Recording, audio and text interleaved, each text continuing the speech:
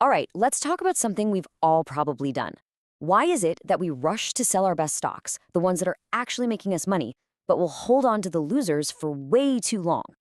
Well, the answer isn't in some complicated economic formula. It's actually all in our heads. Today, we are diving deep into behavioral economics to figure out why our brains are, frankly, kind of bad with money. And more importantly, what we can do to start outsmarting ourselves. I mean, come on, have you ever been there? You've got a stock that's just taking off. And instead of being excited, you get this antsy feeling, right? You just want to cash out and lock it in. But that other stock, the one that's just tanking, bleeding red all over your portfolio, oh, that one you'll hold on to for dear life, just hoping, praying for a miracle. It feels totally backward, doesn't it? Well, that's because it is. And here's the crazy part. Almost all of us do this. And it's for the exact same, deeply psychological reason. So right off the bat, I want you to know this. If you do this, it is not your fault. It's not some personal failing. Think of it more like a bug in our brain's operating system, a kind of design flaw in our mental software. The financial mistakes we make, they are incredibly predictable. They're systematic, and they're all rooted in our psychology. So, you know what? Let's pop the hood and take a look at that code. Okay, so to really get this, we got to take a quick step back in time. For centuries, literally, the entire field of economics was built on this one, well, kind of bonkers assumption that people are perfectly rational.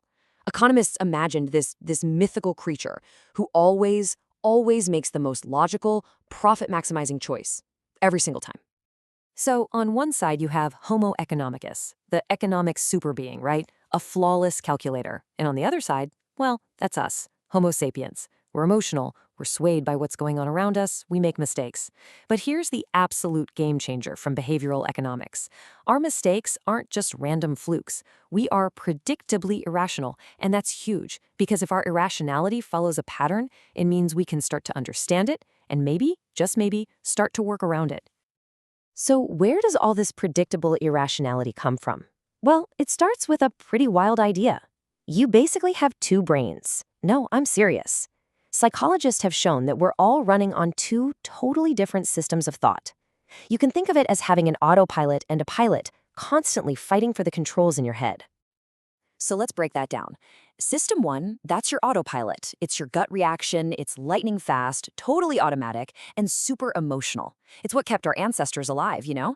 Then you have system two. That's your pilot. It's slow, careful, analytical, and it takes real effort to engage. Now here's the problem. Our financial lives are complicated. They need the careful pilot, system two, to be in charge. But what happens way too often? Our fast, emotional autopilot, system one, grabs the controls and, well, flies us right into a financial mountain. And this brings us to what is, no joke, a Nobel Prize-winning idea that basically turned economics on its head. It's called prospect theory. You had these two psychologists, Daniel Kahneman and Amos Tversky, and they did something revolutionary. They stopped trying to figure out how people should make financial decisions, and they just started watching how we actually do it. And what they discovered was absolutely mind-blowing. So it really boils down to three big ideas. First, we don't really think about our total wealth. We think in terms of gains and losses from right where we are now. It's all relative. Second, our feelings about money aren't linear. Like, finding 20 bucks feels way more than twice as good as finding 10 bucks, right?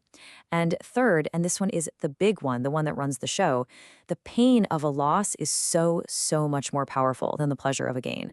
How much more powerful? Get this, about twice as powerful. The psychological sting of losing $100 is roughly double the joy you feel from finding $100. This is loss aversion, and I'm telling you, this concept is the master key. It unlocks almost every weird, irrational financial decision we make. It's like the ghost in the machine, making us so terrified of loss that it either freezes us in place or, weirdly, pushes us to take even crazier risks just to avoid it. And hey, as if that wasn't enough to deal with, it turns out our brains are also just terrible at math. I mean, really bad statisticians. We see a tiny 1 in a million chance and we blow it way out of proportion. That's why the lottery is a billion-dollar industry. At the same time, we see something that's almost a sure thing and we kind of downplay it. This completely warped sense of probability just throws another giant wrench into the works. Okay, I know this chart looks a little intense, but stick with me because what it shows is incredible. Just look at the top row. When there's a high chance of a gain, we get scared and we play it safe. We get risk averse. But now look at what happens when there's a high chance of a loss. We totally flip. We become gamblers, taking huge risks just to try and avoid that loss. The bottom row is just as fascinating. It explains why we buy both lottery tickets and insurance. We are risk-seeking when we hope for a huge gain, and we're risk-averse when we're scared of a huge loss. See? Our attitude toward risk isn't stable. It completely flips depending on the situation. We aren't rational robots. We are consistently, predictably human. All right, so that's the theory. Let's talk about how this stuff actually shows up in your real life. We're going to look at the common mental traps that cost us actual money, and you'll see how they all spring from these psychological quirks we've just been talking about. Remember that question I asked at the very beginning about selling winners and holding losers? Well, here's your answer. It has a name: the disposition effect. We sell our winners too early because we're in gain mode, and that makes us afraid of risk. We just want to lock in that win and feel good. But we hold on to our losers because now we're in loss mode, which makes us seek risk. We'll gamble that it might bounce back, just so we don't have to face the pain of admitting it's a real loss. Okay, next up is the endowment effect. You ever try to sell something on Craigslist or Facebook Marketplace and you just feel like people are lowballing you like crazy? That's this effect in action. The second you own something, your brain doesn't see selling it as a gain, it sees it as a loss. And as we know, our brains absolutely despise losses. It's a simple little bias that makes us overvalue pretty much everything we own, from our car to that dusty old thing in the attic. And this is the classic experiment that proved it. It's kind of famous. They gave one group of students a coffee mug.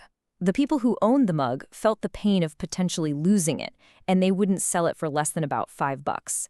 But the other students, who didn't have a mug, were only thinking about the pleasure of gaining one. They'd only pay about $2 for it. It's the exact same mug, but two totally different psychological price tags, all because of ownership. And of course, we have to talk about present bias. Oh man, this one is a monster. Think of it as the epic battle between you right now and you in the future. Our brains are hardwired for right now. The fun of spending money today, that feels real, it's tangible. The idea of saving for retirement in 30 years, that just feels fake and far away. This one bias is pretty much the engine behind procrastination and, you guessed it, huge piles of credit card debt. Okay, so it sounds a bit bleak, right? Our brains are flawed, we're wired to make mistakes. So what can we possibly do? Well, here's a really cool idea. What if, instead of trying to fight our own brains, we just change the environment around us? This is the powerful concept behind nudging. The idea isn't to fix the person, it's to fix the choices they're presented with. The formal name for this is choice architecture, and it's based on a simple truth. The environment where we make choices is never neutral. It's always designed. Think about how a grocery store is laid out, or the order of options on a website. All of that stuff influences what you do. So, since that influence is going to be there no matter what, why not design it to help us make the better choices we already want to make for ourselves? And that's what a nudge is. It's just a gentle push in the right direction. It's not forcing you to do anything. It's not a law or a tax. A perfect example, putting fruit at eye level in a cafeteria, that's a nudge. Banning junk food entirely, that is not a nudge. The key thing is, you're always free to choose whatever you want. A nudge just makes the better choice the slightly easier choice. And honestly, the Save More Tomorrow program is the most brilliant example of this I've ever seen. It is a work of absolute genius. Here's how it uses our own biases for us. First, it asks you to commit today to save more, but not until later. Boom, you've just sidestepped present bias. Second, those savings increases only happen when you get a pay raise, so your take-home pay never actually goes down. Boom, you've just beaten loss aversion. And finally, the whole thing is automatic. It uses our own inertia and laziness to make us richer. It's incredible. And the results? I mean, they're just staggering. People who enrolled in this program ended up more than tripling their savings rates, and they did it without ever feeling the pain of a smaller paycheck. This just proves what might be the most important lesson in all of behavioral economics. The best way to help people isn't to just tell them have more willpower. It's to build smarter, more forgiving systems that make it easy to do the right thing. So what we've seen is that our choices aren't nearly as free as we like to imagine. They're constantly being shaped by the world around us. And now we have the tools to actually design those environments, to guide ourselves toward better outcomes. But that leaves us with a pretty deep and important question, doesn't it? If our choices can be designed, who should we trust to be the designer?